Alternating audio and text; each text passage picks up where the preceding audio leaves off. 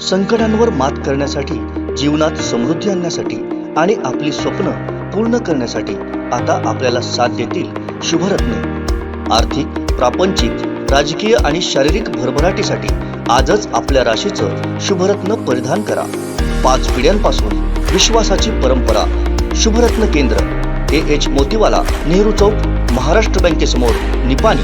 Mobile 09448 14 24 21।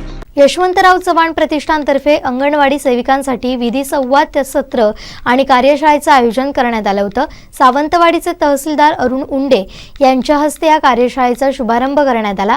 यावेळी उपस्थित अंगणवाडी सेविकांनी कौटुंबिक समस्यांबाबत समुपदेशन, कायदेशीर मदत आणि मार्गदर्शन यशवंतराव चव्हाण सेंटरच्या कायदेशीर सल्लागारांच्या माध्यमातून करण्यात आलं। संसद रत्न खासदार सुप्रिया सुळे यांच्या संकल्पनेतून सिंधुदुर्ग जिल्ह्यातील महिलांसाठी या सेंटरच्या माध्यमातून कार्यरत असणाऱ्या राष्ट्रवादी काँग्रेस पार्टीच्या कोकण विभाग महिला अध्यक्ष अर्चना घारे परब यांच्या प्रमुख उपस्थितीत ही कार्यशाळा पार पडली। त्या खेळीमेळीच्या वातावरणात आजचा ही कार्यशाळा संपन्न झाली।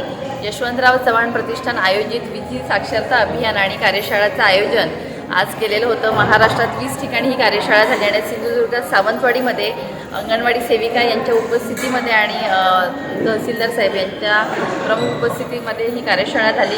खरं तर आमच्या अंगणवाडी सेविका ह्या अतिशय कष्टाळू शेवटच्या घटकापर्यंत काम करणाऱ्या आणि अतिशय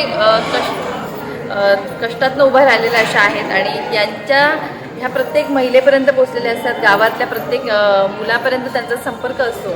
तर त्यांच्या माध्यमातून विधी साक्षरता अभियान म्हणजे कायद्याचं नॉलेज हे प्रत्येकाला असलं पाहिजे आणि जर काही अडचणी आल्या, काही कौटुंबिक हिंसाचारासारख्या घटना घडल्या किंवा ग्रामीण भागामध्ये अशा घटना घडत असतात पण ह्या महिला पुढे येऊन सांगत नसतात, तर यांच्या माध्यमातून त्या महिलांपर्यंत पोहोचणं आणि त्या महिलांनंतर यशवंतराव चव्हाण सेंटरला येऊन त्यांची काही अडचणी असतील, त्यांना कायदेशीर सल्ला हवा असेल किंवा त्यांना अजून कुठची काही मदत हवी असेल किंवा पोलीस स्टेशनची मदत हवी असेल, ही मदत मिळवून दिली जाणार आहे आणि त्यासाठी हे विधी साक्षरता अभियान होतं। त्यामध्ये प्राथमिक स्टेजला आम्ही त्यांना कायद्याची माहिती दिली, सांगितली।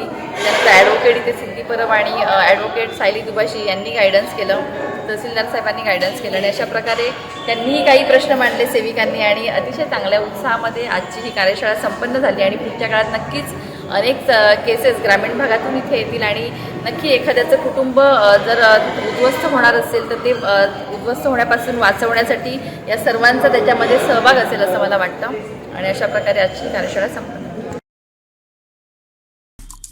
आमचे दिवसभरातले सर्व अपडेट्स, ताज्या घडामोडी आणि थेट लाईव्ह पाहण्यासाठी सबस्क्राइब करा, लाईक करा कोकणचं नंबर 1 महा चॅनल कोकण 7 लाईव्हचं YouTube चॅनल।